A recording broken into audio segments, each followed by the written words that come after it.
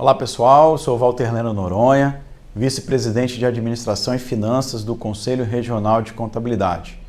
E nesse ano, trazendo as informações de atualização da Declaração de Imposto de Renda 2023, nós estamos agora iniciando um novo assunto para falar um pouquinho para vocês sobre as deduções legais que são possíveis de serem apresentadas na Declaração de Imposto de Renda da pessoa física, que provavelmente vai resultar o pagamento de um menor tributo, acaso essas informações sejam devidamente apresentadas de forma correta e a Receita Federal reconheça todas essas despesas como legais. Bem, então, o primeiro passo é para a gente conhecer quais são essas despesas, essas deduções legais que podem ser declaradas no imposto de renda. Antes de comentar sobre cada uma delas, é importante frisar que as deduções legais, elas se aplicam apenas e tão somente para a declaração na modalidade completa. Porque na declaração simplificada, ela já tem um limite de gastos de dedução no importe de 20% sobre a receita bruta, recebida pelo declarante, e aí eu não preciso de detalhar essas informações. Agora, se acaso as suas despesas dedutíveis forem superior aos 20% que eu acabei de comentar da declaração simplificada, vale muito a pena realizar a declaração na modalidade completa, detalhando as minúcias de cada uma dessas despesas, essas deduções legais que são possíveis. Bem, então elas podem ser das mais diversas maneiras. Primeiro, despesas médicas, despesas com instrução, as despesas com os dependentes, que a gente já comentou também sobre esse assunto, a contribuição para a Previdência Oficial, que é o INSS, as previdências complementares, e aí tem algumas regras que a gente também vai conversar, o pagamento de pensão alimentícia, que para esse caso houve uma mudança para o ano 2023, a gente vai comentar, as despesas provenientes do livro caixa, quando o declarante ele exerce alguma profissão que permita esse tipo de dedução, e também as doações que podem ser deduzidas como redução ali para fins de tributos. Quando a gente fala de despesa com instrução, e a instrução que a norma vem trazendo é aquela vinculada ao ensino, a declaração de imposto de renda ela tem um limite de dedução legal, que seria um valor de R$ 3.561,50. Ou seja, se todas as instruções daquele dependente forem superior a esse valor, eu infelizmente não vou poder aproveitar. Eu vou ter um limite legal de dedução dessa faixa que é determinada pela Receita Federal. Eu chamo a atenção que, para fins de instrução, as despesas dedutíveis com educação infantil, ensino fundamental, ensino médio, o ensino superior, contemplando inclusive mestrado, doutorado, pós-graduação e a educação profissional, se aplica a essas regras de dedução. Então é importante deixar isso muito claro.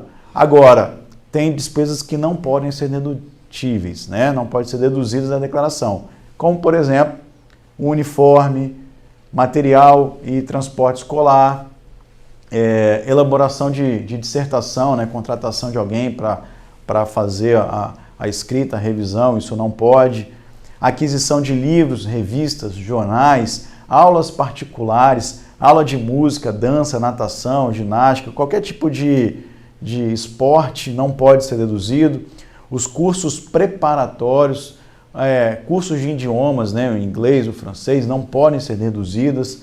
As contribuições para entidades que criam ou eduquem menores desvalidos, desabandonados, ou seja, todo esse tipo de despesa complementar, mesmo que seja vinculada à instrução, infelizmente não pode ser abatido. O que vai poder é apenas e tão somente aquilo que é pago para a instituição de ensino nas modalidades permitidas pela legislação. Quando a gente fala agora das despesas médicas, a norma ela vem delimitando quais são essas despesas possíveis. E para as despesas médicas, não existe uma limitação de valor, de custo. Então, toda e qualquer despesa proveniente dos itens que vão ser comentados poderão ser deduzidos da declaração de imposto de renda. E quais são eles?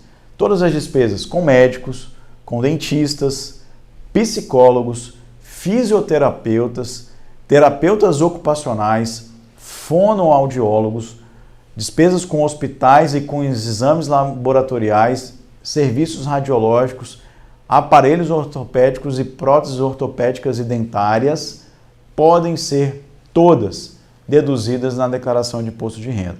Veja que a gente está falando com as despesas pagas diretamente aos profissionais, médicos e todas as diretrizes, né, que são vinculadas, além das despesas com os hospitais e as clínicas que resultam esses exames complementares, que podem ser também deduzidas.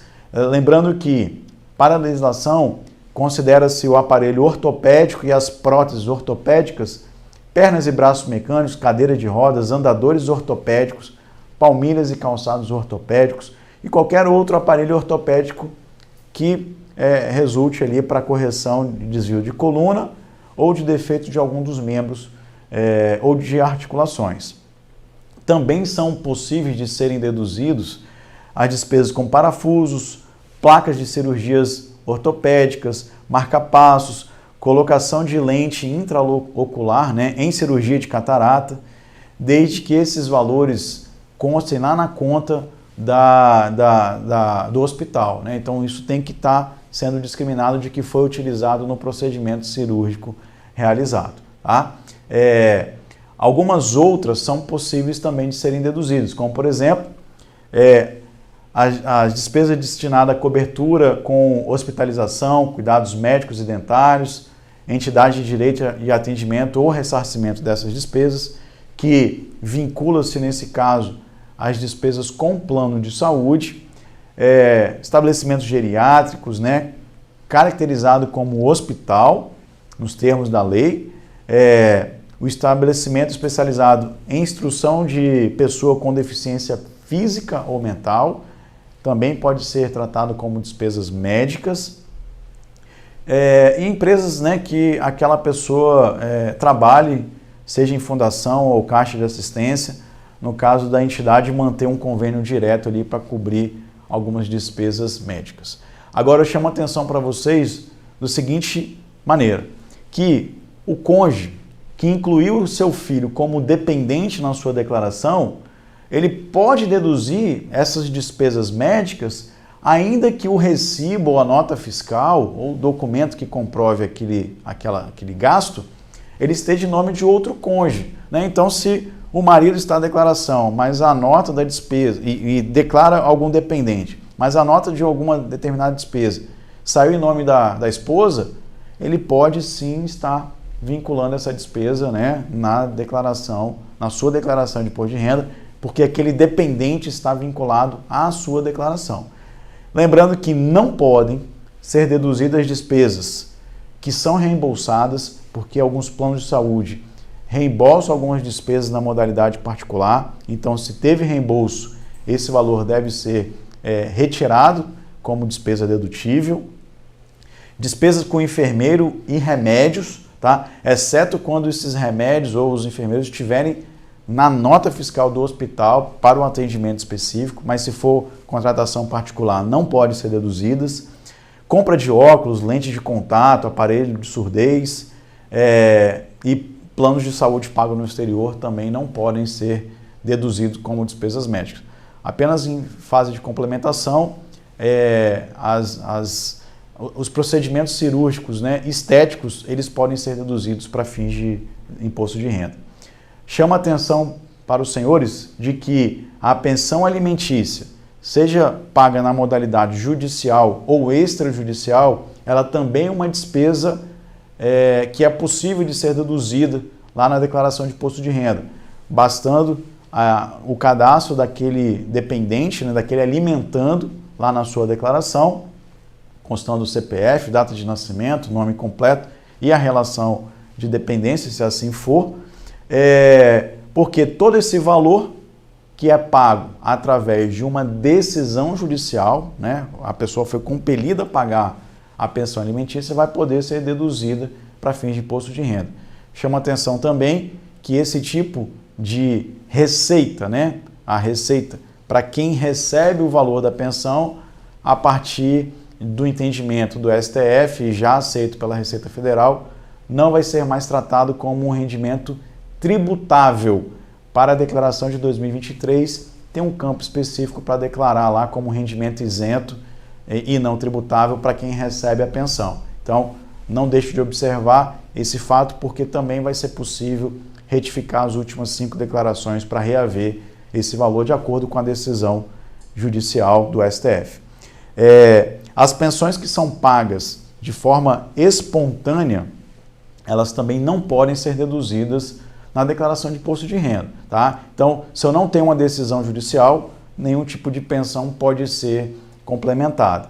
E as deduções, né, dos dependentes e da pensão pela mudança da relação de dependência não pode ser cumulativo, salvo se for o primeiro ano dessa declaração.